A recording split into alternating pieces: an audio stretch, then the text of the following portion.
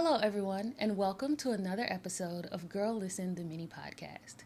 I'm your host, KJ, and thank you so much for being here with me today.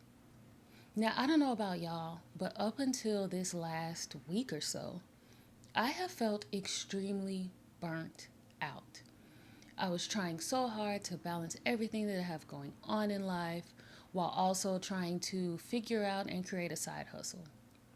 So, what made me feel like I needed a side hustle, you may ask? The hustle culture. So that's what we're going to talk about today. When we talk about the hustle culture, there's a lot of glorification of being super productive, working super hard, outperforming everyone else.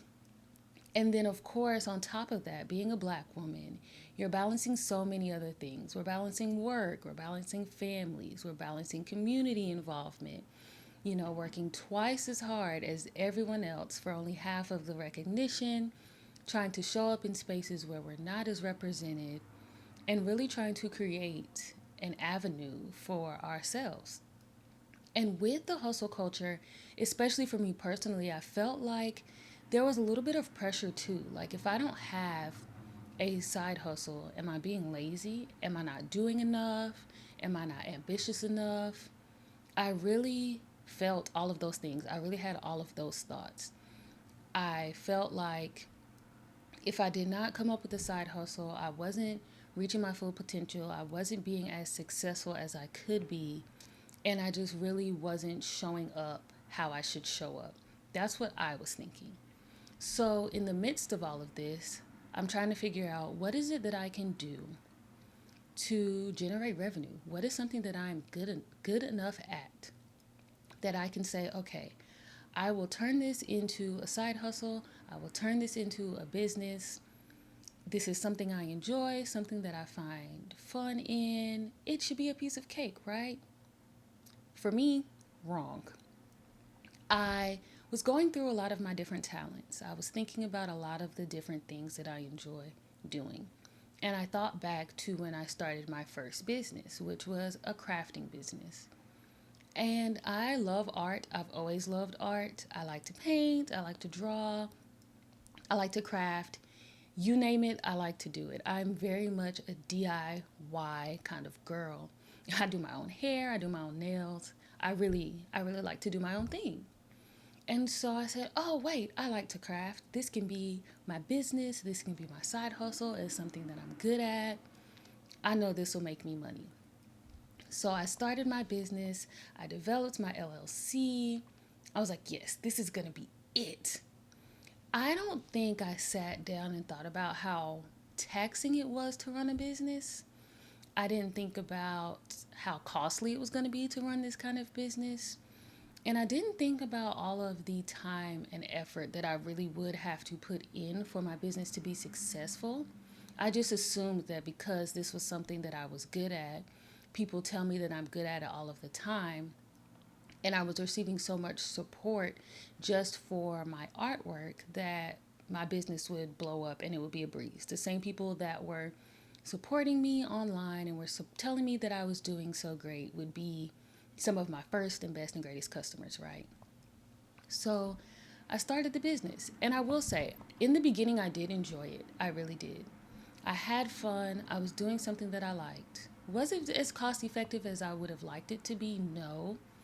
Did I market myself the way I think I should have? No. And again, I was just hoping and praying that all of the support that I was getting before I started my business would transfer over. That's not always the case, but I do have a lot of people who have supported me in my art business, and I'm very, very grateful for that, for sure. But it just didn't take off how I wanted, and I was trying to figure out, well, why? What am I doing wrong? What can I change? What can I do better? And as I started asking myself those questions and I started looking into different people who had crafting businesses and the type of marketing they did and who their target audiences may have been, and at a point, I just got really overwhelmed. And I said, you know what? I'm going to take a break. So I did. I took a break. And then one day I got a really big order. And I was like, yes, this is it. I took a break. I'm refreshed. I can come back and have a great time. This is a huge order. This will be my comeback. This is going to put me on the map. And so, as I am working with this particular client, asking them everything that they are looking for, what their design idea is, thinking about the things that I could come up with and how I could get this done on a time crunch, because it was a last minute request, but I was okay doing it for them. I wouldn't have agreed if I wasn't. So I get to work. I am burning the midnight oil, okay? I am working all day, all night to get this done. I show my client the mock up, they like it. I show my client the finished product, and it's like, oh, actually, this isn't what we wanted. Mind you, I went back and looked at the conversation that I had with this client. It was literally everything that they asked for. But I get it. Everybody's not going to like everything that you do, right? So I said, okay, well, being that we're on such a time crunch and this is not exactly what you wanted, I'm just going to refund you for this project, and I hope that you can find someone else who can fulfill your needs. But in the midst of that experience, I realized that the side hustle thing wasn't for me. I was trying to turn my passion into something that was strictly going to make me money, and I stopped doing it for all of the reasons that I loved. I used to create just because it put me in a good headspace. It was something that I enjoyed doing. I was able to express myself, my thoughts, my feelings. I was expressing things sometimes in my art that I didn't even know how to express in words. But once I took away all of those things, once I detached all of those feelings and only attached dollar signs to it, I realized not only did I not enjoy this as much, but I wasn't creating the same quality of work. I've always told people, and I've always told myself, if I'm not in the mood to create, it's not going to work out, which sounds crazy saying it out loud, but it really is true. I really have to be in the right headspace and have the right energy and just be in the right emotional state to create my best work. And with this particular client, I wasn't, and I was trying to rush, and it was a super large order, and I'm doing all of this by myself. So I really was putting myself in just a state of overwhelming panic of how am I going to get this done? Am I going to get this done well? And I wasn't even factoring in like how my clients feel. I don't even think I was putting in the same love that I put into most of my work. And so thinking about it now, and this is really the first time that I've reflected on that experience, the way that I am, I don't even think it was more so that they were unhappy with the product. I just feel like I didn't put the same love and passion and care into it. And so it didn't resonate the way that it should have. It just felt like I just created just another item. Like anybody could have done this. And I don't want my work to feel like that. I typically like to put a lot of love, a lot of care into each thing that I create. So in that, I realized, all right, girl, yeah, you took a break, but you need to really take a break. Like, don't just say you're taking a break. You need to stop.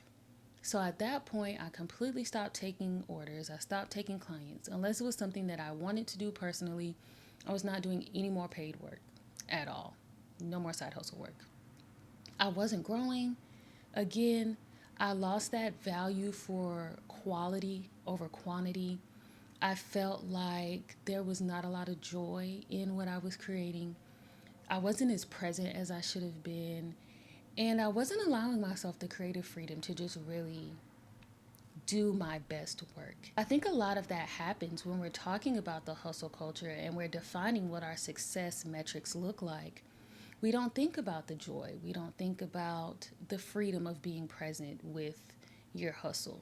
We don't think about the small wins and the personal growth. It's more so about the professional achievements, about the success, about the money. And for me, I could not successfully run a business like that. I couldn't hustle that hard to where it made me lose love for something that I was so passionate about. And once I realized that that was happening, I stepped back again. I did a lot more reflecting, and I said, okay, we're going to create when we want to. We're going to paint when we want to. We're going to draw when we want to. We're going to do all the things that we want to do when we want to do them, but we're not going to turn them into a side hustle. Now, fast forward to recently, I was like, okay, I think I do want a side hustle, but I'm not going to turn one of my passions into my side hustle because I know what it feels like to lose that love for something. I've just regained the love for my art. So what do I do now? And so I was writing down all of these different ideas and I was trying to do research on what I could create a side hustle for. What markets are out there? Where is there a need for something? And I spent so much time doing that until, again, I sent my brain into overdrive. I was thinking way too hard. I was overwhelming myself. And I realized that that's just not for me. I realized that that is just not for me. I want to be able to just do things that I love and just enjoy them in the moment. If I find something that I like to do that also brings me success, then fine, that's perfect. But I don't want to strictly do anything just for the money, right? I don't want to do anything just for the fact of, oh, this is going to make me even more successful. I just want to do things because I love them. I just want to do things because I enjoy them. I just want to do things because they're fun, because it's a new avenue for me, because it's something I've always wanted to try. I just want to be as present as I can, and I want to celebrate those small wins, whatever they may look like. I want to celebrate the big wins, but I also just want to feel joy in the things that I do. I have that same mindset when it comes to my regular everyday hustle. When it comes to going to work, I always make sure that when I am at a job that I love what I'm doing and that I am not forcing myself to find joy in the things, that I'm not forcing myself to be present, but that I can find joy in them and that I am present. And if I have that same mindset for work, I need to have that same mindset outside of work in my personal life. And so, some things that I have just been doing to make sure that I am prioritizing my well being and making sure that I am not stressing myself out or peer pressuring myself into another side hustle moment. Being that I have set so many boundaries for myself in my professional life, I figured I needed to set those same boundaries in my personal life as well. If I have myself set up to know that I want to work in a space where I can find joy and I can be free and I can show up and I'm not getting super overwhelmed and I'm not questioning myself, I need to be able to do that in my personal life as well. So I started setting those boundaries and saying no. And not just saying no to potentially new clients or not just saying no to people who have asked me to do things, but saying no to myself. Telling myself, no, you don't need to do that. You're not in the space to do that. Or no, that's not something you really want to do. You're thinking with your hustle brain again, which is fine, but you remember how overwhelmed you got the first time. So let's dial it back a little bit. Or no, that's not going to fit into your schedule. That's not going to fit into your lifestyle. You don't want to overwhelm yourself. So I've set some boundaries with myself a lot. It comes with a lot of self-talk, a lot of conversations with myself in the mirror, but I really had to set those boundaries with myself. I also make sure to practice self-care because even though I am telling myself I don't need a side hustle, I still feel like I get to those moments where I could be more ambitious and I see myself pressuring myself into wanting to do more. And so just really thinking about, okay, what do I need right now in this moment? What is making me feel this way? And how can I take care of myself in this moment? And then making sure that I'm creating a balance for myself in between that ambition and also being able to rest. Because while I do think the hustle culture works for some people and having a side hustle works for many people, I think for me, I just need to make sure that I am able to sustain my lifestyle and I'm also able to sustain and approach the goals that I'm setting for myself. I need to make sure that anything that I decide to do, that I am really able to do them. I'm able to achieve them without overwhelming myself to the point where I don't want to do anything at all. And then I also made sure to just build up my network of people around me to really have people in spaces who share similar experiences, I have people in my network who have successful businesses, who have successful side hustles, who have multiple side hustles. And then I also have some people in my network where we are struggling together on figuring out what our side hustles should be, or if we should have side hustles at all. And if we don't have side hustles, how are we about to survive in this environment?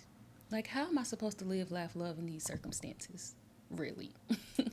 But seriously, really connecting yourself with people who are in different spaces so that you can have some different perspectives, but also that you can have those different conversations and really receive that feedback that you may be looking for, that you may need, or that could just be a little helpful, that could spark something in your mind and say, oh, wait, actually, I can make this work. I think I can do this.